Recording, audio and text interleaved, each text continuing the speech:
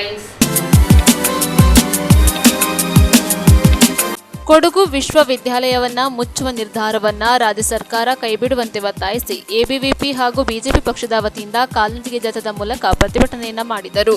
ಕೆಆರ್ಪೇಟೆ ತಾಲೂಕಿನ ಮರಡಿಲಿಂಗೇಶ್ವರ ಕ್ಷೇತ್ರದಲ್ಲಿರುವ ಮೊರಾರ್ಜಿ ದೇಸಾಯಿ ವಸತಿ ಶಾಲೆಯಲ್ಲಿ ಕಾನೂನು ಅರಿವು ಕಾರ್ಯಕ್ರಮ ಹಮ್ಮಿಕೊಳ್ಳಲಾಗಿತ್ತು. ಮೈಸೂರು ಜಿಲ್ಲೆಯ ಹುಣಸೂರು ಕೃಷಿ ಉತ್ಪನ್ನ ಮಾರುಕಟ್ಟೆ ಸಭಾಂಗಣದಲ್ಲಿ ಕರ್ನಾಟಕ ರಾಜ್ಯ ರೈತ ಸಂಘದ ವತಿಯಿಂದ ಪದಾಧಿಕಾರಿಗಳ ಸಭೆ ಹಮ್ಮಿಕೊಳ್ಳಲಾಗಿತ್ತು.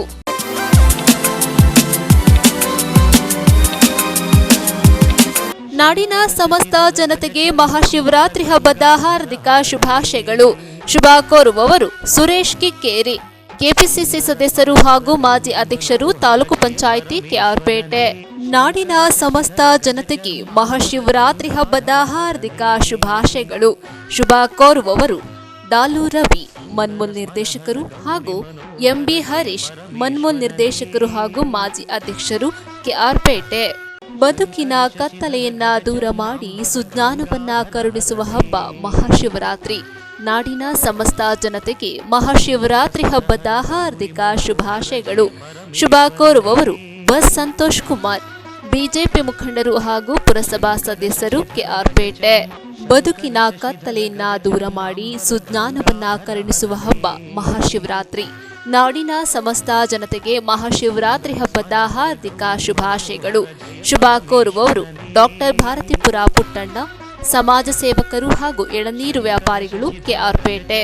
ತ್ರಿದಳಂ ತ್ರಿಗುಣಾಕಾರಂ ತ್ರಿನೇತ್ರಂ ಚತ್ರಿಯುಧಂ ತ್ರಿಜನ್ಮ ಪಾಪ ಸಂಹಾರಂ ಏಕಬಿಲ್ವಂ ಶಿವಾರ್ಪಣಂ. ಸರ್ವರಿಗೂ ಮಹಾಶಿವರಾತ್ರಿ ಹಬ್ಬದ ಹಾರ್ದಿಕ ಶುಭಾಶಯಗಳು. ಶುಭ ಕೋರುವವರು ಡಾಕ್ಟರ್ ರೇವಣ್ಣ, ಬಿಎ ಬಿಪಿಇಡಿ, ಉದ್ಯಮಿ, ಚಲನಚಿತ್ರ ನಿರ್ಮಾಪಕರು ಹಾಗೂ ಸಮಾಜ ಸೇವಕರು, ಜಯಕೀರ್ತಿ ಚಾರಿಟಬಲ್ ಟ್ರಸ್ಟ್ನ ಸಂಸ್ಥಾಪಕರು, ಕೆಆರ್ಪೇಟೆ. ನಾಡಿನ ಸಮಸ್ತ ಜನತೆಗೆ ಮಹಾಶಿವರಾತ್ರಿ ಹಬ್ಬದ ಹಾರ್ದಿಕ ಶುಭಾಶಯಗಳು. ಶುಭ ಕೋರುವವರು ಆರ್ಟಿಒ ಮಲ್ಲಿಕಾರ್ಜುನ್, ಆರ್ಟಿಒ ಅಧಿಕಾರಿಗಳ ಸಂಘದ ರಾಜ್ಯಾಧ್ಯಕ್ಷರು ಹಾಗೂ ಶ್ರೀ ಕ್ಷೇತ್ರ ಧರ್ಮಸ್ಥಳ ಗ್ರಾಮೀಣ ಯೋಜನೆಯ ಜಿಲ್ಲಾ ಜನಜಾಗೃತಿ ಸಮಿತಿ ಸದಸ್ಯರು, ಕೆಆರ್ಪೇಟೆ. ಸಮಸ್ತ ಜನತೆಗೆ ಮಹಾಶಿವರಾತ್ರಿ ಹಬ್ಬದ ಹಾರ್ದಿಕ ಶುಭಾಶಯಗಳು. ಶುಭ ಕೋರುವವರು ಡಾಕ್ಟರ್ ಕೆಆರ್ ನೀಲಕಂಠ, ರಾಜ್ಯ ಹಿಂದುಳಿದ ವರ್ಗಗಳ ಸಂಪಾದಕರು ಮತ್ತು ವರದಿಗಾರರ ಸಂಘದ ಮಾಜಿ ಅಧ್ಯಕ್ಷರು, ಕೆಆರ್ಪೇಟೆ. ಬದುಕಿನ ಕತ್ತಲೆಯನ್ನ ದೂರ ಮಾಡಿ ಸುಜ್ಞಾನವನ್ನ ಕರುಣಿಸುವ ಹಬ್ಬ ಮಹಾಶಿವರಾತ್ರಿ. ನಾಡಿನ ಸಮಸ್ತ ಜನತೆಗೆ ಮಹಾಶಿವರಾತ್ರಿ ಹಬ್ಬದ ಹಾರ್ದಿಕ ಶುಭಾಶಯಗಳು. ಶುಭ ಕೋರುವವರು ಡಾಕ್ಟರ್ ಕೆಸಿ ನಾರಾಯಣಗೌಡರು, ಮಾಜಿ ಸಚಿವರು, ಕೃಷ್ಣರಾಜಪೇಟೆ. ನಾಡಿನ ಸಮಸ್ತ ಜನತೆಗೆ ಮಹಾಶಿವರಾತ್ರಿ ಹಬ್ಬದ ಹಾರ್ದಿಕ ಶುಭಾಶಯಗಳು. ಶುಭ ಕೋರುವವರು ವಿಜಯರಾಮೇಗೌಡರು, ಸಮಾಜ ಸೇವಕರು ಹಾಗೂ ಮಿತ್ರ ಫೌಂಡೇಶನ್ ಅಧ್ಯಕ್ಷರು, ಕೆಆರ್ಪೇಟೆ. ಶ್ರೀ ದುರ್ಗಾ ಕ್ಯಾಟರ್ಸ್ ಕುಶಾಲನಗರ. ನಮ್ಮಲ್ಲಿ ಮದುವೆ, ಉಪನಯನ, ಗೃಹ ಪ್ರವೇಶ, ಯಾವುದೇ ಪೂಜಾ ಸಮಾರಂಭಗಳಿಗೆ ನಿಮ್ಮ ಮನೆ ಬಾಗಿಲಿಗೆ ರುಚಿಯಾದ ತಿಂಡಿ, ಊಟ ಸರಿಯಾದ ಸಮಯಕ್ಕೆ ಮಂಗಳೂರು ಶೈಲಿಯ ಬ್ರಾಹ್ಮಣರ ರುಚಿಯಾದ ಸಸ್ಯಾಹಾರ ಅಡುಗೆ ಮಾಡಿಕೊಡಲಾಗುವುದು. ಹೆಚ್ಚಿನ ಮಾಹಿತಿಗಾಗಿ ಸಂಪರ್ಕಿಸಿ ಶ್ರೀ ದುರ್ಗಾ ಕ್ಯಾಟರ್ಸ್ ಮಾಲೀಕರಾದ ಎಂಎಸ್ ಗೋಪಾಲ ಭಟ್ಟರು, ಕುಶಾಲನಗರ.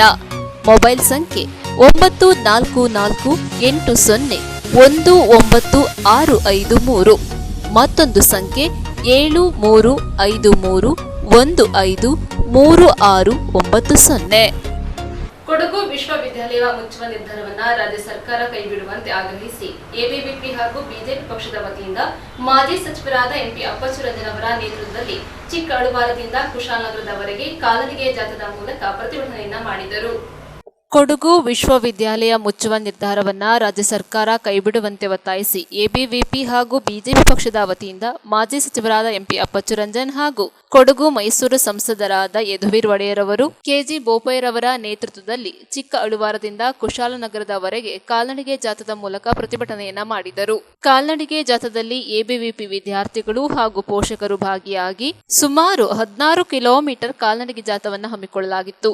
ಇದೇ ಸಂದರ್ಭದಲ್ಲಿ ರಾಷ್ಟ್ರೀಯ ಕಾರ್ಯಕಾರಿಣಿ ಸದಸ್ಯರಾದ ಕುಮಾರಿ ಮಂದಾರ, ಜಿಲ್ಲಾ ಪ್ರಮುಖ ಶ್ರೀಮತಿ ಅಂಬಿಕಾ, ವಿಭಾಗ ವಿದ್ಯಾರ್ಥಿನಿ ಪ್ರಮುಖರಾದ ಅಮೃತಾಂಬ, ರಾಜ್ಯ ಕಾರ್ಯಕಾರಿಣಿ ಸದಸ್ಯರು ಗಂಧರ್ವ, ಕೌಶಲ್ಯ, ಕಾರ್ಯಕರ್ತರಾದ ಪವನ್, ಲಯನ್, ಪ್ರಮೋದ್, ರೋಹಿಣಿ, ಗಿರೀಶ್, ದೀಪ್ತಿ, ಸೌಜನ್ಯ, ಆಶಿತಾ, ನಿತ್ಯ, ರಾಧಿಕಾ, ಸಿದ್ಧಾರ್ಥ್, ಪ್ರಜ್ವಲ್ ಹಾಗೂ ಇತರರು ಉಪಸ್ಥಿತರಿದ್ದರು. ಮಾತಾ ಕಿ ವಂದೇ ವಂದೇ ಉಳಿಸಿ ಉಳಿಸಿ ಉಳಿಸಿ ಉಳಿಸಿ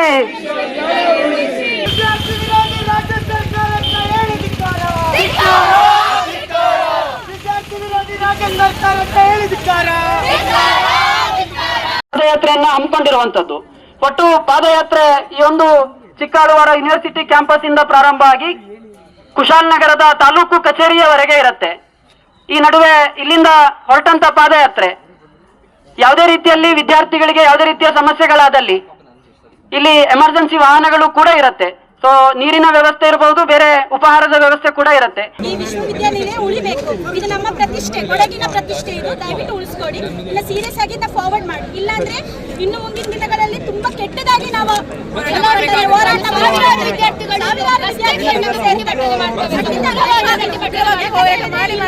ಬಿಟ್ಟಿ ಭಾಗ್ಯ ಕೊಡ್ಲಿಕ್ಕೆ ಇವ್ರಿಗೆ ಹಣ ಇದೆ. ಯಾಕೆ ವಿಶ್ವವಿದ್ಯಾಲಯ ಬೆಳೆಸಕ್ಕಾಗೋದಿಲ್ಲ? ಇವರಿಗೆ ಕೂಲಿ ಮಕ್ಕಳಲ್ಲಿ ಹೋಗಿ ಓದ್ತಾರೆ ರೀ, ಟ್ರೈಬಲ್ಸ್ ಇದ್ದಾರೆ, ಎಲ್ಲ ತರದ ಮಕ್ಕಳಿದ್ದಾರೆ ನಮ್ಮ ಕೊಡಗಿನಲ್ಲಿ. ಎಲ್ಲಿ ಹೋಗಿ ಓದ್ತಾರೆ ಅವರು? ಹಿಂಗ ಮಾಡಿದ್ರೆ ಮಂಗಳೂರು ಬೆಂಗಳೂರಿಗೋಸ್ಕರ ಮಾತಾಡ್ತಾರೆ, ಆದ್ರೆ ಕೂಲಿ ಕಾರ್ಮಿಕರು. ನ್ಯೂಸ್ ಸಂಗಮಕ್ಕಾಗಿ doctor H M Raghukoti, Kushalnagar. Mysuru ಜಿಲ್ಲೆಯ ಹುಣಸೂರು ಕೃಷಿ ಉತ್ಪನ್ನ ಮಾರುಕಟ್ಟೆ ಸಭಾಂಗಣದಲ್ಲಿ ಕರ್ನಾಟಕ ರಾಜ್ಯ ರೈತ ಸಂಘ ಹಾಗೂ ಹಸಿರು ಸೇನೆಯ ರಾಜ್ಯಾಧ್ಯಕ್ಷರಾದ ಮಂಜೇಗೌಡರ ನೇತೃತ್ವದಲ್ಲಿ ಜಿಲ್ಲಾ ಮಟ್ಟದ ಪದಾಧಿಕಾರಿಗಳ ಸಭೆ ನಡೆಯಿತು.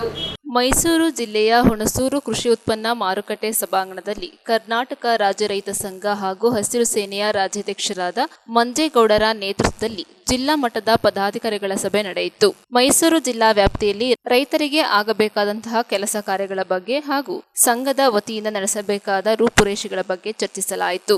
ಇದೇ ಸಂದರ್ಭದಲ್ಲಿ ಸಂಘದ ಪದಾಧಿಕಾರಿಗಳು ಉಪಸ್ಥಿತರಿದ್ದರು. ಸರ್ಕಾರಗಳು ಇವತ್ತು ರೈತರ ಪರವಾಗಿಲ್ಲ, ರೈತರ ಪರವಾಗಿ ನಿಂತಿಲ್ಲ.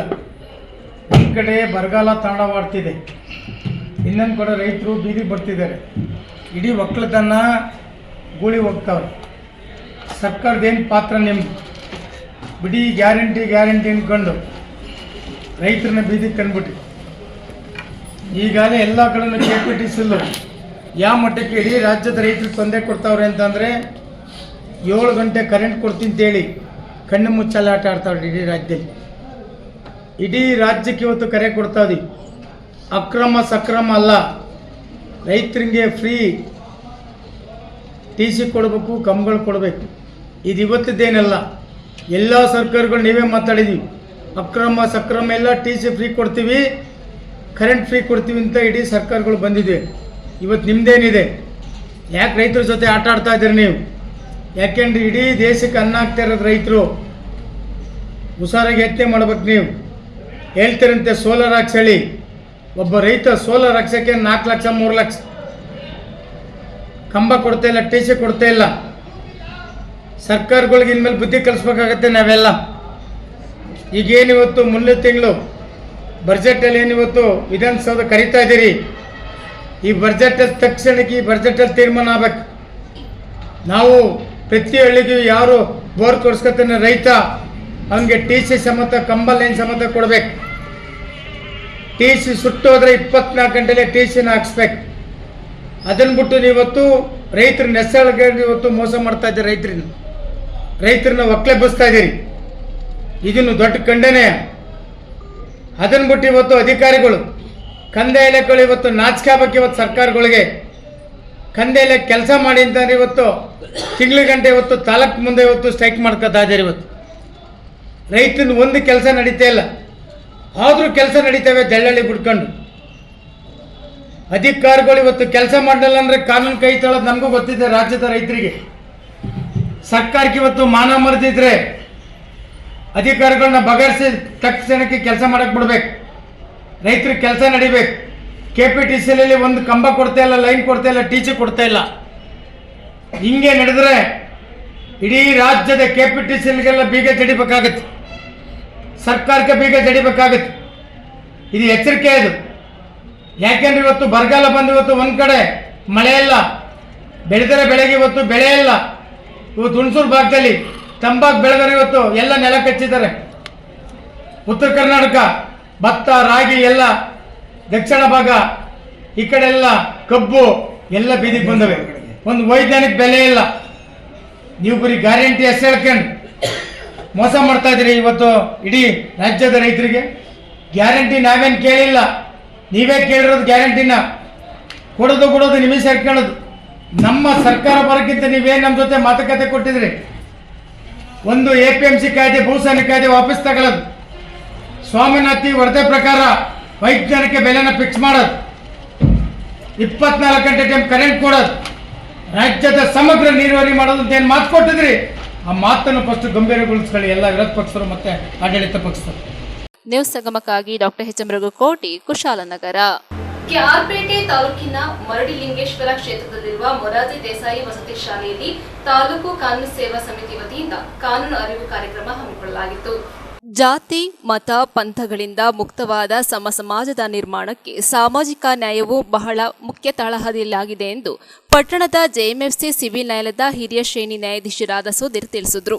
ಕೆಆರ್ಪೇಟೆ ತಾಲೂಕಿನ ಮರಡಿಲಿಂಗೇಶ್ವರ ಕ್ಷೇತ್ರದಲ್ಲಿರುವ ಮೊರಾರ್ಜಿ ದೇಸಾಯಿ ವಸತಿ ಶಾಲೆಯಲ್ಲಿ ತಾಲೂಕು ಕಾನೂನು ಸೇವಾ ಸಮಿತಿ, ವಕೀಲರ ಸಂಘ ಹಾಗೂ ಶಿಕ್ಷಣ ಇಲಾಖೆ ಸಂಯುಕ್ತ ಆಶ್ರಯದಲ್ಲಿ ವಿಶ್ವ ಸಾಮಾಜಿಕ ನ್ಯಾಯ ದಿನಾಚರಣೆ ಅಂಗವಾಗಿ ಆಯೋಜಿಸಿದ್ದ ಕಾನೂನು ಅರಿವು ಕಾರ್ಯಕ್ರಮವನ್ನು ಜ್ಯೋತಿ ಬೆಳಗಿಸಿ ಉದ್ಘಾಟಿಸಿ ಮಾತನಾಡಿದರು. ಸಂವಿಧಾನದ ಮುಖ್ಯ ತಳಹದಿಯೇ ಸಾಮಾಜಿಕ ನ್ಯಾಯವಾಗಿದೆ. ಬಡವ ಶ್ರೀಮಂತ ಎಂಬ ಭೇದ ಭಾವವಿಲ್ಲದೆ ಎಲ್ಲರೂ ಒಂದಾಗಿ ನೆಮ್ಮದಿಯ ಜೀವನ ನಡೆಸಲು ಸಾಮಾಜಿಕ ನ್ಯಾಯವು ಸಂವಿಧಾನವು ನಮಗೆ ಕಾನೂನುಬದ್ಧವಾಗಿ ನೀಡಿರುವ ಕೊಡುಗೆಯಾಗಿದ್ದು, ಹಕ್ಕು ಮತ್ತು ಕರ್ತವ್ಯಗಳು ಒಂದೇ ನಾಣ್ಯದ ಎರಡು ಮುಖಗಳಾಗಿದ್ದು, ಕಾನೂನಿಗಿಂತ ಯಾರೂ ದೊಡ್ಡವರಲ್ಲ. ಸಂವಿಧಾನದ ಅಡಿಯಲ್ಲಿ ರೂಪಿತವಾಗಿರುವ ಕಾನೂನು ಹಾಗೂ ಸಾಮಾಜಿಕ ನ್ಯಾಯದ ಫಲದಿಂದಾಗಿ ಜನರು ಇಂದು ಸದೃಢ ಸ್ವಾಭಿಮಾನಿ ಜೀವನ ನಡೆಸುತ್ತಿದ್ದಾರೆಂದು ತಿಳಿಸಿದರು.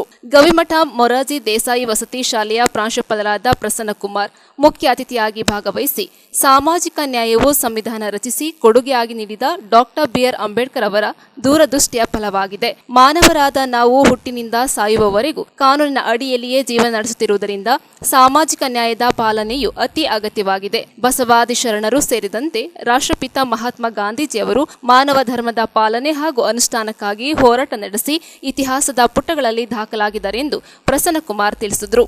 ಕ್ಷೇತ್ರ ಶಿಕ್ಷಣಾಧಿಕಾರಿ YK ತಿಮ್ಮೇಗೌಡ ಅವರು ರಾಷ್ಟ್ರೀಯ ವಿಜ್ಞಾನ ದಿನಾಚರಣೆ ಅಂಗವಾಗಿ ಪ್ರತಿಜ್ಞಾ ವಿಧಿಯನ್ನ ಬೋಧಿಸಿದರು. ಶಿಕ್ಷಕರಾದ ಕಾಡುಮೆಣಸ ಚಂದ್ರು ಕಾರ್ಯಕ್ರಮ ನಿರೂಪಿಸಿದರೆ, ಶಿಕ್ಷಕರಾದ ಸುನಿಲ್ ಕುಮಾರ್ ಸ್ವಾಗತಿಸಿದರು. ಶಿಕ್ಷಕ ಅನಂತ ನರಸಿಂಹನ್ ವಂದಿಸಿದರು. ಶಾಲಾ ಮಕ್ಕಳು ಪ್ರಾರ್ಥಿಸಿದರು. ಕಾನೂನು ಅರಿವು ಕಾರ್ಯಕ್ರಮಕ್ಕೆ ಆಗಮಿಸಿದ ವಕೀಲರು ಹಾಗೂ ನ್ಯಾಯಾಧೀಶರನ್ನ ವಿದ್ಯಾರ್ಥಿಗಳು ಹೃದಯ ಸ್ಪರ್ಶಿಯಾಗಿ ಸ್ವಾಗತಿಸಿದರು.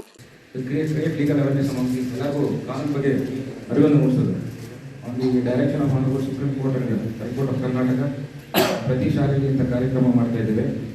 ಅಲ್ಲಿ ಹೋಗಿ ಮಕ್ಕಳಿಗೆ ಕಾನೂನು ಬಗ್ಗೆ ಹೇಳೋದು, ವಾಟ್ ಈಸ್ ಕಾನೂನು ಅಂದರೆ ಏನು, ಅದು ಹೇಗೆ ನಾವು ಜೀವನದಲ್ಲಿ ಅಳವಡಿಸ್ಕೊಳ್ಬೇಕಂತ.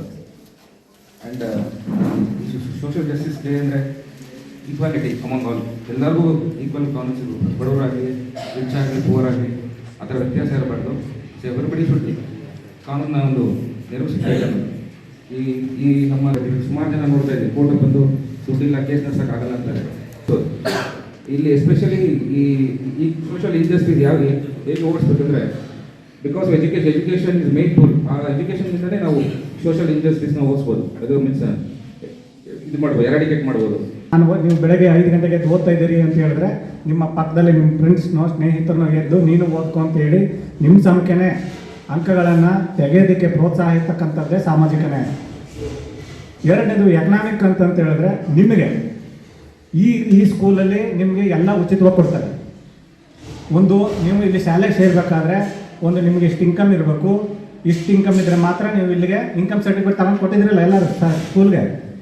ಆ ಇನ್ಕಮ್ಮಿಂದ ಮೇಲೆ ಇದ್ದರೆ ನಿಮಗೆ you are not eligible to admit the school ಅಂತೇಳಿ ನಿಮಗೊಂದು ಇದಿರ್ತದೆ, ಕಾನೂನು ಇರ್ತದೆ. ಆ ಕಾನೂನು ಯಾಕೆ ಮಾಡಿದ್ದಾರೆ ಅಂತಂದರೆ, ನೀವು ಈ ಒಂದು ಫಿಕ್ಸ್ಡ್ ಇನ್ಕಮ್ ಏನಿದೆಯೋ ಆ ಇನ್ಕಮ್ಲಿ ಇರ್ತಕ್ಕಂಥ ಮಕ್ಕಳು ಯಾವುದೇ ರೀತಿಯಿಂದಲೂ ತಮ್ಮ ಮೂಲಭೂತ ಬೆಳವಣಿಗೆಗೆ ಬೇಕಾದಂತಹ ಯಾವುದೇ ರೀತಿಯ ಒಂದು ಓದಲ್ಲಿರ್ಬೋದು, ಆಟೋತ್ಪಾದಲ್ಲಿರ್ಬೋದು, ನಿಮ್ಗೆ ನಿಮ್ಮಲ್ಲಿ ಏನೇನು ಆಸಕ್ತಿ ಇದೆಯೋ ಅದನ್ನು ಬೆಳವಣಿಗೆ ಮಾಡ್ತಕ್ಕಂಥ ರೂಪದಲ್ಲಿ ಅದನ್ನು ನಿರ್ಮೂಲನೆ ಮಾಡ್ಬೋದು ಅಂತೇಳಿ ಸರ್ಕಾರ ಈ ಒಂದು ಸಂವಿಧಾನದಲ್ಲಿರ್ತಕ್ಕಂಥ ಅಂಶವನ್ನು ಗಮನಿಸಿ ನಿಮಗೆ ಈ ಥರ ಒಂದು ಯಾವ ಥರ ನೀವು ಡೆವಲಪ್ ಆಗಬೇಕು ಸೊಸೈಟಿಯಲ್ಲಿ, ಯಾವ ಥರ ನೀವು ಮುಂದೆ ಬರಬೇಕು ಅನ್ನೋದಕ್ಕೋಸ್ಕರ ಈಗ ಮಕ್ಕಳು ದುಡ್ಡಿರೋ ಮಕ್ಕಳೆಲ್ಲ ಏನು ಮಾಡ್ತಾರೆ, 1,00,000 2 ಲಕ್ಷ ಕೊಟ್ಟು ಫೀಸ್ ಕೊಟ್ಟು ಸೇರ್ತಾರೆ. ನಮ್ಮಂಥ ಬಡವ್ರ ಮಕ್ಕಳು ಏನು ಮಾಡ್ತಾರೆ, ನಮ್ಮ ಕೈಲಿ ಆಗೋದಿಲ್ಲ. ಸೊ ಹಾಗಾಗಿ ಈ ಥರ ಶಾಲೆಗಳನ್ನು ತೆರೆದಿರ್ತಾರೆ. ಬಟ್ ಈ ನನ್ನ ಒಪಿನಿಯನ್, ನಾವು ಇಷ್ಟು ವರ್ಷ ಸರ್ವಿಸಲ್ಲಿ ನೋಡಿದ್ದೀವಿ, ನಮ್ಮ ಗೌರ್ಮೆಂಟ್ ಶಾಲೆಯಲ್ಲಿ ಓದ್ತಕ್ಕಂಥ ಮಕ್ಕಳು ಬೇರೆ ಶಾಲೆಯಲ್ಲಿ ಓದ್ತಕ್ಕಂಥ ಮಕ್ಕಳಿಗಿಂತ ಯಾವುದರಲ್ಲೂ ಕಡಿಮೆ ಇಲ್ಲ. ಯಾವುದ್ರಲ್ಲೂ ಮಾರ್ಕ್ಸಲ್ಲಿ ಇರ್ಬೋದು, ಪಾಠ ವಿಚಾರದಲ್ಲಿರ್ಬೋದು, ಪ್ರತಿಯೊಂದರಲ್ಲೂ ಕೂಡ ಯಾವುದರಲ್ಲೂ ಕೂಡ ಅವರು ಕಡಿಮೆ ಇಲ್ಲ. ಈ ಥರ ಮಾಡೋದಕ್ಕೆ ಏನಂತಂದರೆ ಎಕನಾಮಿಕ್, ನಮ್ಮಲ್ಲಿ ಆರ್ಥಿಕತೆಯ ಬಗ್ಗೆ ಯಾವುದರಲ್ಲೂ ದೌರ್ಬಲ್ಯ ಇರಬಾರ್ದು. ಫಾರ್ ಎಕ್ಸಾಂಪಲ್ ನೀವು ನೋಡ್ಬೋದು, ಈಗ ಅಕ್ಕಿ ಕೊಡ್ತಾ ಇದ್ದಾರೆ, ಬಡವರು BPL ಕಾರ್ಡ್ ಮಾಡಿದ್ದಾರೆ, APL ಮಾಡಿದ್ದಾರೆ, ಅವೆಲ್ಲ ಕೂಡ ಇದರಲ್ಲೇ ಬರ್ತಕ್ಕಂಥದ್ದು. ಫ್ರೀ ಅಕ್ಕಿ ಕೊಡ್ತಕ್ಕಂಥದ್ದು ಅಂದರೆ ಯಾರು ಕೂಡ ಈ ಏನು ಅಮೌಂಟ್, ಈಗ ಅಕ್ಕಿ ತಗೋಬೇಕು ಅಂದರೆ 60 ರೂಪಾಯಿ ಕೊಡಬೇಕು, ಆ ದುಡ್ಡಿಲ್ಲದೆ ಅನ್ನ ತಿನ್ನಕ್ಕೆ ಆಗಬಾರ್ದು ಅನ್ನೋ ಒಂದು ಉದ್ದೇಶದಿಂದ ಎಲ್ಲ ಕಡೆ ನಮ್ಮ ರಾಷ್ಟ್ರದಲ್ಲಿ ಒಂದೇ ಅಂತ, ನಮ್ಮ ಸ್ಟೇಟಲ್ಲಿ ಒಂದೇ ಅಲ್ಲ, ಎಲ್ಲ ಸ್ಟೇಟಲ್ಲೂ ಕೂಡ ಫ್ರೀಯಾಗಿ ಅಕ್ಕಿಯನ್ನು ಕೊಡ್ತಕ್ಕಂಥದ್ದು, APL BPL ಅಂತ ಕಾರ್ಡನ್ನು ವಿಂಗಡಣೆ ಮಾಡಿ ಅವ್ರಿಗೊಂದು ಇನ್ಕಮ್ ನಿಗದಿಪಡಿಸಿರ್ತಕ್ಕಂಥದ್ದು ಈ ಉದ್ದೇಶಕ್ಕೋಸ್ಕರನೇ. ಇನ್ನೊಂದು ಪೊಲಿಟಿಕಲ್, ನೀವು ನೋಡಿರ್ಬೋದು, ಹೆಣ್ಮಕ್ಳಿಗೆ ರಿಸರ್ವೇಷನ್ ಕೊಡ್ತಾರೆ, MP MLA ಜಿಲ್ಲಾ ಪಂಚಾಯತ್ ಎಲೆಕ್ಷನ್ಸ್ಗಳು ನೋಡಿದ್ದೀರಾ ನೀವು? ಜಿಲ್ಲಾ ಪಂಚಾಯತಿ ಈ ಸಲ ನಿಮ್ಮ ಕಾರ್ಪೊರೇಷನ್ ಬಂತಂತಂದರೆ, ನಿಮ್ಮ ಗ್ರಾಮ ಪಂಚಾಯತಿಯಲ್ಲೇ ಬಂತಂತಂದರೆ ಪ್ರತಿಯೊಂದು ವರ್ಗಕ್ಕೂ ಒಂದು ಮೀಸಲು ಜನರಲ್ ಬರ್ತದೆ, ಒಂದು ಯಾವುದಾದ್ರು ಆ ಏನೇನು ಕ್ಯಾಟಗರಿ ಇರ್ತದೆ ಅದು ಬರ್ತದೆ. ಇದನ್ನೆಲ್ಲ ಕೊಡ್ತಕ್ಕಂಥದ್ದು ಏನಂದರೆ ನಮ್ಮನ್ನು ಏನು ಸರ್ವತೋಮುಖವಾಗಿ ಬೆಳವಣಿಗೆ ಹೊಂದೋದಕ್ಕೆ, ನಾವು ಯಾರಿಗೂ ಯಾವೊಂದು ನಮಗೆ ಒಂದು ಲಿಬರ್ಟಿ ಇಲ್ಲ, ಅಥವಾ ನಮಗೆ ನಾವು ಬದುಕೋದಕ್ಕೆ ನಮ್ಮ ಹತ್ರ ಅಮೌಂಟ್ ಇಲ್ಲ, ನಮಗೆ ಯಾವುದೋ ರೀತಿ ನಮ್ಮನ್ನು ಕೀಳಾಗಿ ಕಾಣ್ತಾ ಇದ್ದಾರೆ ಅನ್ನೋದನ್ನು ಹೋಗ್ಲಾಡಿಸೋ ಒಂದು ಉದ್ದೇಶಕ್ಕೋಸ್ಕರ ಈ ರೀತಿ ಕಾನೂನುಗಳನ್ನು ಜಾರಿಗೆ ತಂದಿದ್ದಾರೆ. ಅದರಲ್ಲಿ ನೀವು ಈಗ ಏನಿದೆ ಅದನ್ನು ಉಪಯೋಗ ಮಾಡಿಕೊಂಡು ಎಲ್ಲರದ್ದು ಎಕ್ಸಾಮ್ ಆಗಿದೆಯಾ? ನಿಮ್ಗೆ ಯಾರು ಬೇರೆ ನಮಗಂತೂ ಸಿಗಲೇ ಇಲ್ಲ ಈ ಥರ ಅಪರ್ಚುನಿಟೀಸ್ ಸಿಗೋದು. ನಾವು ಯಾವಾಗಲೂ ಒಂದ್ಸಲ ಸ್ಯಾಟರ್ಡೆ ಮಾತ್ರ ಯೂನಿಫಾರ್ಮ್ ಹಾಕೊಂಡು ಹೋಗ್ತಾ ಇದ್ದಿದ್ದು ಅಷ್ಟೇ ಸ್ಕೂಲಿಗೆ.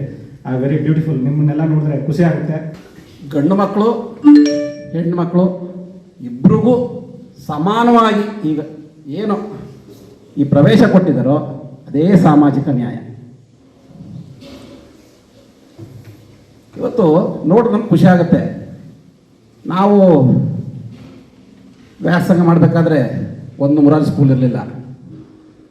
ಇವತ್ತು ಮುರಾರಿ ಸ್ಕೂಲ್ ಮುಂದೆ ಹೋಗ್ಬೇಕಾದ್ರೆ ಇಂಥ ಮಕ್ಕಳು 91, 95 ಈಗೆಲ್ಲ ಪರ್ಸೆಂಟೇಜ್ ತಗೊಂಡು ನೋಡಿದರೆ ಖುಷಿ ಆಗುತ್ತೆ. ಇನ್ನೊಂದು ಹೆಮ್ಮೆ ಪಡೋ ವಿಚಾರ, ನಮ್ಮ ಸ್ನೇಹಿತರಾದ ಪ್ರಸನ್ನ ಕುಮಾರ್ ಅವರು, ಅವರ ಅಫಿಷಿಯಲ್ಲು, ಅವ್ರ ಮಿಸಸ್ ಅಫಿಷಿಯಲ್ಲು, ಅವ್ರು ಇದು ಮಾಡಿದ್ರೆ ಡೆಲ್ಲಿ ಸ್ಕೂಲ್ ಓದ್ಬೋದು. ಆದರೆ ಅವರ ಇಬ್ಬರು ಮಕ್ಕಳನ್ನ ಮುರಾರಿ ಸ್ಕೂಲಲ್ಲಿ ಓದಿಸ್ತಾ ಇದ್ದಾರೆ.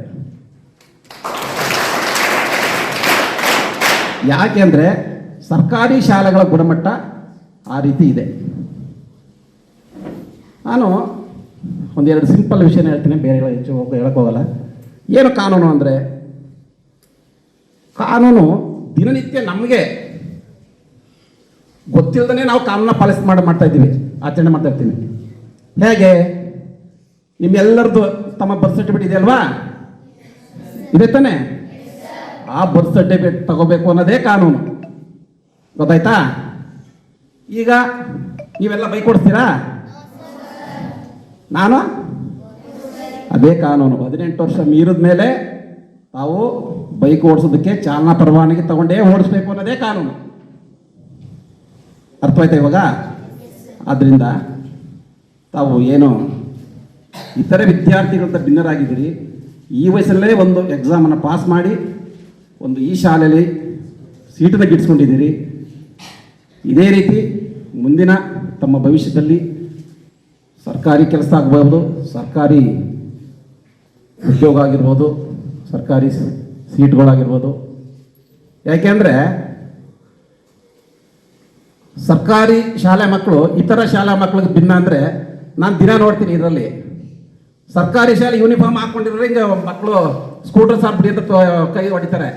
ಪ್ರೈವೇಟ್ ಸ್ಕೂಲ್ ಯಾರು ಇದು ಮಾಡಲ್ಲ. ಯಾಕೆಂದರೆ ಆ ಭಯ. ಯಾಕೆಂದರೆ ಈ ಸರ್ಕಾರಿ ಶಾಲೆ ಜೀವನನ ಬದುಕನ್ನು ಹೇಗೆ ಮಾಡಬೇಕು ಅಂತ ಕಲಿಸುತ್ತೆ. ಮೀಸಲಾತಿ ಅಲ್ಲ, ಸಾಮಾಜಿಕ ನ್ಯಾಯ ಅನ್ನೋದು ಮೀಸಲಾತಿ ಅನ್ನೋದು ಸಾಮಾಜಿಕ ನ್ಯಾಯದ ಒಂದು ಭಾಗ ಅಷ್ಟೇ. ಸಾಮಾಜಿಕ ನ್ಯಾಯವನ್ನು ಈಡೇರಿಸುವಲ್ಲಿ, ಸಾಮಾಜಿಕ ನ್ಯಾಯವನ್ನು ಜಾರಿಗೆ ತರುವಲ್ಲಿ ಮೀಸಲಾತಿ ಒಂದು ಭಾಗ ಅಷ್ಟೇ. ಇಲ್ಲಿ ಸಂವಿಧಾನದ 14, 15, 16ನೇ ವಿಧಿಗಳು ಸಾಮಾಜಿಕ ನ್ಯಾಯದ ಬಗ್ಗೆ ಹೇಳ್ತಾ ಇರ್ತಕ್ಕಂಥದ್ದು. ನೋಡಿ, ಇಲ್ಲಿ ಸಂವಿಧಾನದ 14ನೇ ವಿಧಿ, ಕಾನೂನಿನ ಮುಂದೆ ಎಲ್ಲರೂ ಸಮಾನರು. ಕಾನೂನಿನ ಮುಂದೆ ಎಲ್ಲರೂ ಕೂಡ ಸಮಾನರು. ಕಾನೂನು ಎಲ್ಲರಿಗೂ ಕೂಡ ಸಮಾನವಾದ ರಕ್ಷಣೆಯನ್ನು ನೀಡಬೇಕು ಅಂತ ಹೇಳುತ್ತೆ. 15ನೇ ವಿಧಿ, ತಾರತಮ್ಯ ಮಾಡುವಾಗಿಲ್ಲ. ಯಾವ ರೀತಿ? ಯಾವುದೋ ಜಾತಿಯ ಆಧಾರದ ಮೇಲೆ, ಯಾವುದೋ ಧರ್ಮದ ಆಧಾರದ ಮೇಲೆ, ಯಾವುದೋ ವರ್ಗದ ಆಧಾರದ ಮೇಲೆ, ಯಾವುದೋ ವರ್ಣದ ಆಧಾರದ ಮೇಲೆ, ಯಾವುದೋ ಲಿಂಗದ ಆಧಾರದ ಮೇಲೆ ತಾರತಮ್ಯವನ್ನು ಮಾಡುವಾಗಿಲ್ಲ. 16ನೇ ವಿಧಿ ಸಮಾನ ಅವಕಾಶಗಳನ್ನು, ಭಾರತದಲ್ಲಿ ಹುಟ್ಟಿದಂಥ ಪ್ರತಿಯೊಬ್ಬ ಪ್ರಜೆಯೂ ಕೂಡ ಸಮಾನ ಅವಕಾಶಗಳನ್ನು ಒದಗಿಸ್ಕೊಡುತ್ತೆ.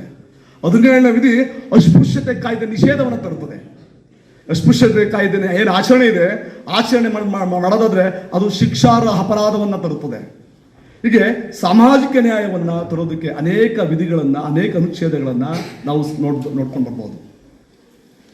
ರಾಜಕೀಯ ನ್ಯಾಯವನ್ನು ಕೊಡಬೇಕು. ನಿಮ್ಗೆ ಗೊತ್ತೇ ಇರಲಿ, ಭಾರತದಲ್ಲಿ ಶೋಷಿತರು ಯಾರು ಶೋಷಿತರು? ಪರಿಶಿಷ್ಟ ಜನಾಂಗ, ಪರಿಶಿಷ್ಟ ಜಾತಿ, ಮಹಿಳೆಯರು, ಮಕ್ಕಳು, ವೃದ್ಧರು, ಈಗ ಅನೇಕ ರೀತಿಯಾಗಿರ್ತಕ್ಕಂಥದ್ದು ನೋಡ್ಬೋದು. ಸಂವಿಧಾನವನ್ನು ಪರಿಚಯ ಮಾಡ್ತಾ ಇದ್ದೀವಿ. ಭಾರತವು ರಾಜಕೀಯವಾಗಿ ಹಾಗೂ ಆರ್ಥಿಕವಾಗಿ ಹಾಗೂ ಸಾಮಾಜಿಕವಾಗಿ ವೈರುಧ್ಯವಿರ್ತಕ್ಕಂಥ ದೇಶ, ಅಸಮಾನತೆಗಳನ್ನ ಹೊಂದಿರತಕ್ಕಂಥ ದೇಶ.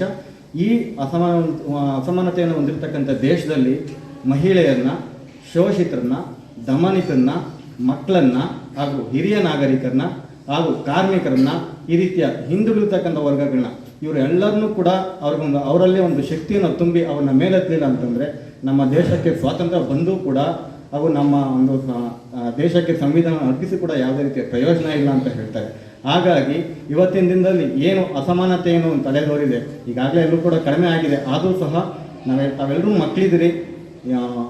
ಮಕ್ಕಳಿರೋ ಕಾರಣದಿಂದ ನೀವೆಲ್ಲ ಇವತ್ತಿನ ದಿನ, ಇನ್ನೂ ನಾಳೆ ದಿನ ಯಾರ್ಯಾರು ಏನೇನು ಆಗ್ತಿರೋ ಅಂತ ಗೊತ್ತಿಲ್ಲ. ಉಪನ್ಯಾಸಕರಾಗ್ಬೋದು, ಜಡ್ಜಸ್ ಆಗ್ಬೋದು, ಪೊಲೀಸ್ ಆಗ್ಬೋದು, ನ್ಯಾಯಾಧೀಶರಾಗ್ಬೋದು. ಹಾಗಾಗಿ ಎಲ್ಲರೂ ಸಹ ಅಸಮಾನತೆಯನ್ನು ಒಡೆದೋಡಿಸ್ಲಿಕ್ಕೋಸ್ಕರನೇ ತಾವೆಲ್ಲರೂ ಸಹ ಪ್ರಯತ್ನ ಮಾಡಿ ಅಂತ ಹೇಳ್ತಾ ನಾನು 2 ಮಾತುಗಳನ್ನು ಮುಗಿಸ್ತೇನೆ. ಧನ್ಯವಾದಗಳು. ಈ ದಿನದ ಒಂದು ಕಾನೂನು ಅರಿವು ಕಾರ್ಯಕ್ರಮ ಅತ್ಯಂತ ಮುಖ್ಯವಾಗ್ತದೆ. ಪ್ರತಿಯೊಬ್ಬರೂ ಸಹ ಹಕ್ಕುಗಳ ಬಗ್ಗೆ ಮಾತನಾಡ್ತೀವಿ, ಆದರೆ ನಮ್ಮ ಕರ್ತವ್ಯಗಳೇನು, ಹೇಗೆ ಕಾನೂನಿದೆ, ಆ ಕಾನೂನನ್ನು ಯಾವ ರೀತಿ ಪಾಲಿಸಬೇಕು ಅನ್ನುವಂತಹ ಒಂದು ನಿಟ್ಟಿನಲ್ಲೂ ಕೂಡ ನಾವು ಯೋಚನೆ ಮಾಡಬೇಕಾಗ್ತದೆ. ಆ ಒಂದು ಉದ್ದೇಶದಲ್ಲಿ ಇವತ್ತಿನ ಒಂದು ಕಾನೂನು ಅರಿವು ಕಾರ್ಯಕ್ರಮ ಕೂಡ ಅತ್ಯಂತ ಮುಖ್ಯ ಆಗ್ತದೆ ಅಂತ ನಾನಾದರೂ ಹೇಳ್ತಾ, ಸೊ ಈ ಕಾರ್ಯಕ್ರಮದಲ್ಲಿ ಮಾತನಾಡಿದಂತಹ ಗಣ್ಯರು ನಿಮಗೆ ಸಾಕಷ್ಟು ವಿಷಯಗಳನ್ನ ತಿಳಿಸ್ಕೊಟ್ಟಿದ್ದಾರೆ. ನೀವು ಚೆನ್ನಾಗಿ ಓದಬೇಕು. ಸರ್ಕಾರಿ ಶಾಲೆ ನಿಜಕ್ಕೂ ಬದುಕನ್ನು ಕಟ್ಟಿಕೊಡ್ತದೆ, ಬದುಕನ್ನು ಕಲಿಸ್ಕೊಡ್ತದೆ. ಹಾಸ್ಟೆಲ್ ಜೀವನ ನಮಗೆ ಏನೆಲ್ಲ ಕಲಿಸ್ಕೊಡ್ತದೆ. ನಾನು ಒಬ್ಬ ಹಾಸ್ಟೆಲ್ ವಿದ್ಯಾರ್ಥಿಯಾಗಿ ಓದಿ ಬೆಳೆದಂಥವನು. ಹಾಗೆ ಬದುಕು ಅಲ್ಲೇನೆ ನಮಗೆ ಸಾಕಷ್ಟು ತಿಳಿಯುವಂಥದ್ದು. ಮನೆಯಲ್ಲಿದ್ದಾಗ ಕೇವಲ ನಮ್ಮ ತಂದೆ ತಾಯಿ, ನಮ್ಮ ಬಂಧು ಬಳಗದ ನಡುವೆ ಇರ್ತೀವಿ, ಜನಜೀವನದ ಪರಿಚಯ ಆಗೋದಿಲ್ಲ. ಆದರೆ ಹೊರಗೆ ಬದುಕುವಂತಹ ನಾವು ಸಾಮಾಜಿಕ ಪರಿಕಲ್ಪನೆಯನ್ನು ತಿಳ್ಕೊತಾ ಹೋಗ್ತೀವಿ, ಸಾಮಾಜಿಕ ನ್ಯಾಯದ ಕಲ್ಪನೆಯನ್ನು ತಿಳ್ಕೊತಾ ಹೋಗ್ತೀವಿ. ಅಲ್ಲಿ ಯಾವುದೇ ರೀತಿ ಭೇದ ಭಾವ ಮತ್ತೊಂದು ಇರೋದಿಲ್ಲ. ಸೊ ನಮ್ಮ ಸಂವಿಧಾನವೂ ಕೂಡ ನಮಗೆ ಸ್ವಾತಂತ್ರ್ಯ, ಸಮಾನತೆ ಮತ್ತು ಭ್ರಾತೃತ್ವ ಅನ್ನುವಂಥ ಒಂದು ಪರಿಕಲ್ಪನೆಯನ್ನು ನಮಗೆ ಕೊಟ್ಟಿದೆ. ಸೊ ನಮ್ಮೆಲ್ಲರಿಗೂ ಕೂಡ ಈ ಒಂದು ಹಾಸ್ಟೆಲ್ನಲ್ಲಿ ಸ್ವಾತಂತ್ರ್ಯ ಇದೆ, ನಮ್ಮೆಲ್ಲರಿಗೂ ಕೂಡ ಇಲ್ಲಿ ಸಮಾನತೆ ಇದೆ. ಹಾಗೆ ನಾವೆಲ್ಲರೂ ಕೂಡ ಭ್ರಾತೃತ್ವ ಭಾವನೆಯಿಂದ ಬದುಕಬೇಕು ಅನ್ನುವಂತಹದನ್ನ ನಮ್ಗೆ ಇಲ್ಲಿ ಕಲಿಸ್ಕೊಟ್ಟಿದ್ದಾರೆ. ಸೊ ಪ್ರತಿನಿತ್ಯ ನೀವು ಬೆಳಗಿನ ಪ್ರಾರ್ಥನೆ ಅವಧಿನಲ್ಲಿ ನಮ್ಮ ಸಂವಿಧಾನದ ಪೀಠಿಕೆಯನ್ನ ನೀವು ಹೇಳ್ತೀರಿ, ಪ್ರಿಯಾಂಬಲನ್ನ ಹೇಳ್ತೀರಿ. ಅದು ಸಂವಿಧಾನದ ಆತ್ಮ ಅಂತ ಕರೆಸ್ಕೊಂಡಿದೆ. ಸೊ ಅಲ್ಲಿಯೂ ಕೂಡ ನಿಮ್ಗೆ ಮಕ್ಕಳ ನಮ್ಮ ಬದುಕು ಹೇಗಿರ್ಬೇಕು, ಲಿವ್ ಅಂಡ್ ಲೆಟ್ ಲಿವ್ ಅನ್ನುವಂಥದ್ದೇ ನಿಜವಾದಂತಹ ಸಾಮಾಜಿಕ ನ್ಯಾಯ ಅಂತ ನಾನಾದ್ರೂ ಈ ಸಂದರ್ಭದಲ್ಲಿ ನಾವು ಈ ಶಾಲೆಯಲ್ಲಿ ಓದುವಂತಹ ಸಂದರ್ಭದಲ್ಲಿ ನಾವು ಹೇಗೆ ಇನ್ನೊಬ್ಬರನ್ನ, ಅಂದ್ರೆ ನಮ್ಮ ಸುತ್ತಮುತ್ತಲಿನ ಸಹಪಾಠಿಗಳನ್ನ ಹೇಗೆ ನಡೆಸ್ಕೋತೀವಿ, ನಾವು ಶಾಲೆಗೆ ಎಷ್ಟು ಕಟಿಬದ್ಧರಾಗಿ ನಿಯತ್ತಾಗಿ ನಾವು ಇರ್ತೀವಿ ಅನ್ನುವಂಥದ್ದು ನಾವು ಒಂದು ಸಾಮಾಜಿಕ ನ್ಯಾಯಕ್ಕೆ ಅಥವಾ ಈ ದೇಶಕ್ಕೆ ಕೊಡುವಂತಹ ಒಂದು ಗೌರವ ಆಗಿರ್ತದೆ ಅನ್ನುವಂತಹ ಒಂದು ಮಾತುಗಳನ್ನ ಹೇಳ್ತಾ, ಈ ಕಾರ್ಯಕ್ರಮದಲ್ಲಿ ಇಷ್ಟೊತ್ತು ಭಾಗವಹಿಸಿ ಸಾಕಷ್ಟು ವಿಷಯಗಳನ್ನ ತಿಳಿಸ್ಕೊಟ್ಟಂತಹ ಎಲ್ಲ ಗಣ್ಯರಿಗೆ ಈ ವಸತಿ ಶಾಲೆಯ ಮುಖ್ಯಸ್ಥನಾಗಿ ನಾನು ಹೃತ್ಪೂರ್ವಕವಂತಹ ಧನ್ಯವಾದಗಳನ್ನ ಸಲ್ಲಿಸ್ತಾ, ನ್ಯೂಸ್ ಸಂಗಮಕ್ಕಾಗಿ ಡಾಕ್ಟರ್ KR ನೀಲಕಂಠ, KR ಪೇಟೆ.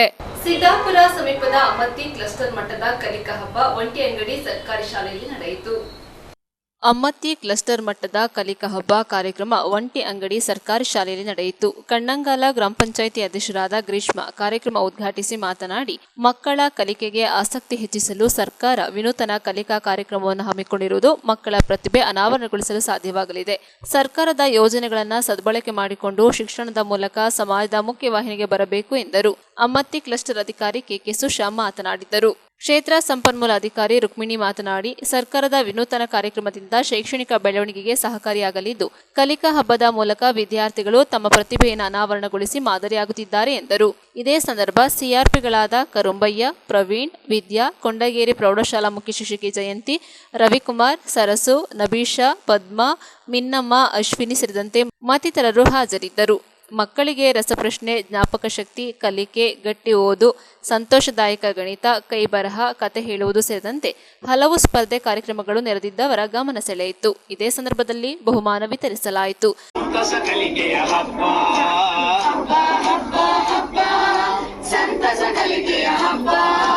ಭಾವದ ಬೆಳಕಿಗೆ ಕಲ್ಪನೆ ಕನಸಿಗೆ ರೆಕ್ಕೆಯ ಕಟ್ಟುವ ಹಬ್ಬ.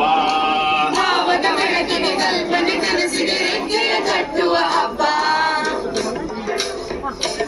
ಇದು ಮಕ್ಕಳೇ 2 ಲೈನ್ ಮಾಡೋಣ. ಪ್ರತಿಭಾ ಕಾರಂಜಿಗಳಾಗಲಿ ಯಾವ ಸಹ ನಮಗೆ ಇರಲಿಲ್ಲ, ಎಷ್ಟೊಂದು ಪ್ರೋತ್ಸಾಹ ಇರಲಿಲ್ಲ. ಆದರೂ ನಾವು ಇಷ್ಟು ಬೆಳೆದು ಬಂದಿದ್ದೀವಿ. ತುಂಬ ಸಂತೋಷನೂ ಆಗ್ತಾ ಇದೆ. ಆದರೆ ಈಗಿನ ಮಕ್ಕಳಿಗೆ ಎಲ್ಲ ರೀತಿಯ ಸೌಲಭ್ಯಗಳು ಸಹ ದೊರಕ್ತಾ ಇದೆ. ಅದನ್ನ ಸರಿಯಾದ ರೀತಿಯಲ್ಲಿ ಬಳಸ್ಕೊಳ್ಳಿ ಅಂತ ನಾನು ಕೇಳ್ಕೊಳ್ತೀನಿ. ನ್ಯೂಸ್ ಸಂಗಮಕ್ಕಾಗಿ doctor H M Raghukoti, Kushalnagar. KR Pete ಪುರಸಭೆಗೆ ಸೇರಿದ ನಿವೇಶನದಲ್ಲಿ ಅಕ್ರಮವಾಗಿ ಪಿಎಲ್ಡಿ ಬ್ಯಾಂಕ್ನಿಂದ ವಾಣಿಜ್ಯ ಮಳಿಗೆ ನಿರ್ಮಾಣಕ್ಕೆ ಮುಂದಾಗಿದ್ದು, ಪಟ್ಟಣದ ಜನತೆ ಹಾಗೂ ಸದಸ್ಯರಾದ ಬಸ್ ಸಂತೋಷ್ ಕುಮಾರ್ ಅವರು ಆಕ್ರೋಶ ವ್ಯಕ್ತಪಡಿಸಿದ್ದಾರೆ. ಕೆಆರ್ಪೇಟೆ ಪಟ್ಟಣದ ಕೆರೆಗೆ ಸೇರಿರುವ ಜಾಗದಲ್ಲಿ ಪಿಎಲ್ಡಿ ಬ್ಯಾಂಕ್ ಕಟ್ಟಡ ನಿರ್ಮಾಣಕ್ಕೆ ನಿವೇಶನವನ್ನು ಪಡೆದುಕೊಂಡು ಬ್ಯಾಂಕಿನ ಕಟ್ಟಡ ನಿರ್ಮಾಣ ಮಾಡದೆ ವಾಣಿಜ್ಯ ಮಳಿಗೆಗಳನ್ನು ನಿರ್ಮಿಸುತ್ತಿರುವುದು ಪಟ್ಟಣದ ಜನತೆಯ ಆಕ್ರೋಶಕ್ಕೆ ಕಾರಣವಾಯಿತು. ಈ ಹಿಂದೆ ಪಟ್ಟಣದ ಕಾರು ಚಾಲಕರು ಕಾರು ನಿಲ್ದಾಣವನ್ನಾಗಿ ಮಾಡಿಕೊಂಡಿದ್ದ ಜಾಗವನ್ನು ಪಿಎಲ್ಡಿ ಬ್ಯಾಂಕ್ ಕಟ್ಟಡ ನಿರ್ಮಾಣಕ್ಕೆ ನೀಡಿದ್ದು ಕಾರು ಚಾಲಕರ ಆಕ್ರೋಶಕ್ಕೂ ಕಾರಣವಾಯಿತು. ಈ ಬಗ್ಗೆ ಪುರಸಭೆ ಹಿರಿಯ ಸದಸ್ಯರಾದ ಜನಪರ ಹೋರಾಟಗಾರರಾದ ಬಸ್ ಸಂತೋಷ್ ಕುಮಾರ್ ನೇತೃತ್ವದಲ್ಲಿ ರಾಜ್ಯ ಉಚ್ಚ ನ್ಯಾಯಾಲಯದ ಮೆಟ್ಟಿಲು ಹೊತ್ತಿದ ಕಾರು ಚಾಲಕರ ಸಂಘದ ಅಧ್ಯಕ್ಷ ಶ್ರೀನಿವಾಸ್ ಕಟ್ಟಡ ನಿರ್ಮಾಣಕ್ಕೆ ತಡೆಯಾಜ್ಞೆ ತಂದಿರುವ ಹಿನ್ನೆಲೆಯಲ್ಲಿ ಇಂದು ಪಟ್ಟಣ ಪೊಲೀಸ್ ಠಾಣೆ ಇನ್ಸ್ಪೆಕ್ಟರ್ ಸುಮಾರಾಣಿ ಹಾಗೂ ಪುರಸಭೆ ಚೀಫ್ ಆಫೀಸರ್ ನಟರಾಜ್ ಅವರಿಗೆ ಹೈಕೋರ್ಟ್ ಆದೇಶದ ಪ್ರತಿಯನ್ನು ನೀಡಿ ಕಾನೂನು ಕ್ರಮ ಕೈಗೊಂಡು ಕಟ್ಟಡದ ಕಾಮಗಾರಿ ನಿಲ್ಲಿಸಿ ಅಲ್ಲಿ ಯಾವುದೇ ಚಟುವಟಿಕೆ ನಡೆಸದಂತೆ ಕ್ರಮ ಕೈಗೊಳ್ಳುವಂತೆ ಪುರಸಭೆ ಸದಸ್ಯರಾದ ಬಸ್ ಸಂತೋಷ್ ಕುಮಾರ್ ನೇತೃತ್ವದಲ್ಲಿ ಮನವಿ ಸಲ್ಲಿಸಿ ಒತ್ತಾಯಿಸಿದರು. ಇದೇ ಸಂದರ್ಭದಲ್ಲಿ ಕಾರು ಚಾಲಕರ ಸಂಘದ ಪದಾಧಿಕಾರಿಗಳು ಉಪಸ್ಥಿತರಿದ್ದರು. ಸರ್ವೆ ನಂಬರ್ 244ರಲ್ಲಿ 6 ಎಕರೆ 32 ಗುಂಟೆ ಇದೆ ಮೇಡಮ್. ಅದರಲ್ಲಿ ಪಿಎಲ್ಡಿ ಬ್ಯಾಂಕ್ ಅವರು ಹಿಂದೆ ಒಬ್ಬ ಆಡಳಿತಾಧಿಕಾರಿಯವರು ಬಂದಿದ್ರು, ಕೆಂಪೇಗೌಡ ಅಂತ.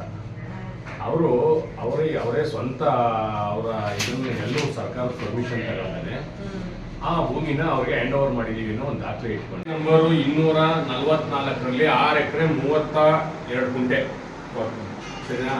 ಅದು ಪುರಸಭಾ ಪಾರ್ಕ್ ಜಾಗ. ಅದು ಹಿಂದೆ ಯಾವ ಒಬ್ಬ ತಾಲೂಕು ಆಡಳಿತಾಧಿಕಾರಿ ಬಂದಿದ್ದು, ನಮ್ಮ ಪುರಸಭೆಗೆ ಆಡಳಿತಾಧಿಕಾರಿಯಾಗಿ ಬಂದಿದ್ದವರು ಅಂತಾರೆ ಕೆಂಪೇಗೌಡ ಅನ್ನೋರು, ನಮ್ಮ ಪುರಸಭಾ ನಿವೇಶನನ ನಮ್ಮ ಕೆಆರ್ಪೇಟೆನಲ್ಲಿ ಅವರಿಗೆ ಪಿಎಲ್ಡಿ ಬ್ಯಾಂಕ್ನಲ್ಲಿ ನಮ್ಮ ಪುರಸಭೆ ನಿವೇಶನನೇ ಕೊಟ್ಟಿದ್ರೂ ಸಹ ಮತ್ತೊಂದು ನಿವೇಶನನ ಅವರು ಬರ್ಕೊಟ್ಬಿಟ್ಟಿದೀವಿ ಅಂತ ಅಂದ್ಬಿಟ್ಟು ಒಂದು ನಮ್ಮ ಪರಭಾರೆ ಮಾಡಿದ್ರು ನಮ್ಮ ಪುರಸಭೆಯಿಂದವ.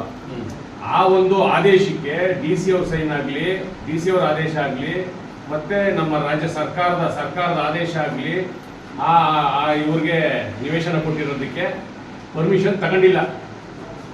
ಹಂಗಾಗಿ ಇದು ಕೆಲವು ದಿನಗಳ ನಂತರ ನಮ್ಮ ಪುರಸಭೆಯವರೇನೆ ಇದು ಅಕ್ರಮವಾಗಿ ಕೆಂಪೇಗೌಡರು ಬರ್ಕೊಟ್ಟವ್ರೆ ಅಂತ ಕೋರ್ಟ್ಗೆ ಒಂದು ರಿಟ್ ಪಿಟಿಷನ್ ಹಾಕಿದ್ರು.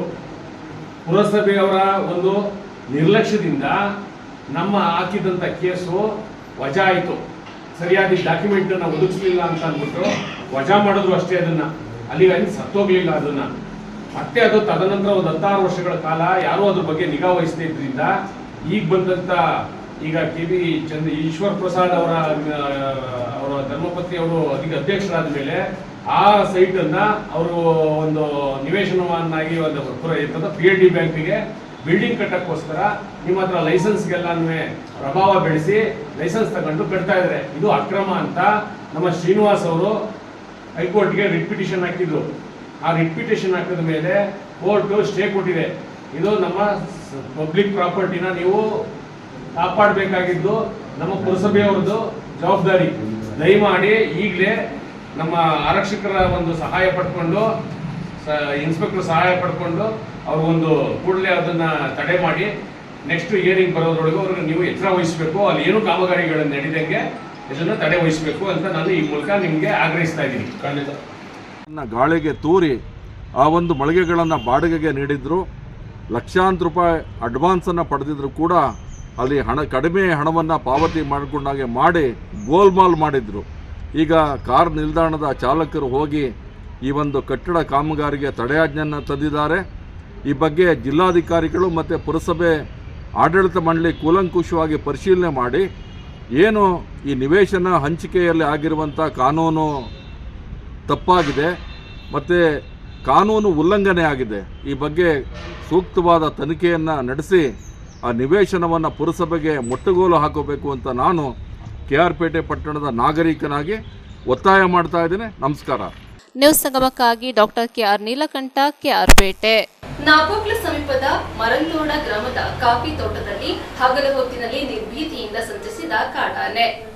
ನಾಪೋಕ್ಲು ಸಮೀಪದ ಮರಂದೋಡ ಗ್ರಾಮದ ಕಾಫಿ ತೋಟದಲ್ಲಿ ಹಗಲು ಹೊತ್ತಿನಲ್ಲಿ ನಿರ್ಭೀತಿಯಿಂದ ಸಂಚರಿಸಿದ ಕಾಡಾನೆಯ ಚಲನವಲನ ಜಾಲತಾಣದಲ್ಲಿ ಹರಿದಾಡುತ್ತಿದ್ದು ಗ್ರಾಮದಲ್ಲಿ ಭಯದ ವಾತಾವರಣ ನಿರ್ಮಾಣವಾಗಿದೆ. ಕುಂಜಿಲ ಕಕ್ಕಬೆ ಗ್ರಾಮ ಪಂಚಾಯಿತಿ ವ್ಯಾಪ್ತಿಯ ಮರಂದೋಡ ಗ್ರಾಮದ ನೀಡುಮಂಡ ಹರೀಶ್ ಎಂಬುವರಿಗೆ ಸೇರಿದ ಕೆರೆತಟ್ಟು ಎಂಬಲ್ಲಿಯ ಕಾಫಿ ತೋಟದಲ್ಲಿ ಕಾಡಾನೆ ಸಂಚರಿಸಿದೆ. ಇದರಿಂದಾಗಿ ಫಸಲು ಭರಿತ ಕಾಫಿ ಗಿಡಗಳು ಮುರಿದು ನಷ್ಟ ಸಂಭವಿಸಿದೆ.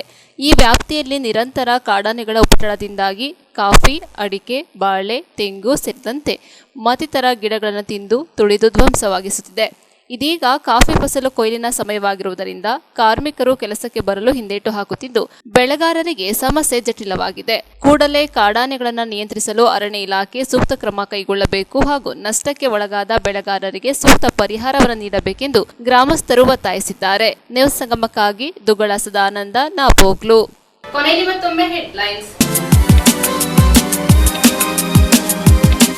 ಕೊಡಗು ವಿಶ್ವವಿದ್ಯಾಲಯವನ್ನ ಮುಚ್ಚುವ ನಿರ್ಧಾರವನ್ನ ರಾಜ್ಯ ಸರ್ಕಾರ ಕೈಬಿಡುವಂತೆ ಒತ್ತಾಯಿಸಿ ಎಬಿವಿಪಿ ಹಾಗೂ ಬಿಜೆಪಿ ಪಕ್ಷದ ವತಿಯಿಂದ ಕಾಲ್ನಡಿಗೆ ಜಾಥಾದ ಮೂಲಕ ಪ್ರತಿಭಟನೆಯನ್ನ ಮಾಡಿದರು.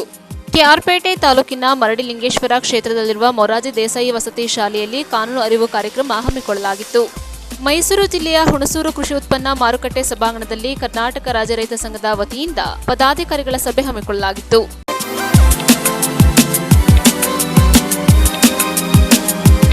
ಇಲ್ಲಿಗೆ ನ್ಯೂಸ್ ಸಂಗಮ ಮುಕ್ತಾಯವಾಯಿತು. ಸುದ್ದಿ, ಮಾಹಿತಿ, ಮನೋರಂಜನೆಗಾಗಿ ನೋಡ್ತಾ ಇರಿ ಸಂಗಮ ಟಿವಿ. ವಂದನೆಗಳೊಂದಿಗೆ ಸುಪ್ರೀತಾ LN.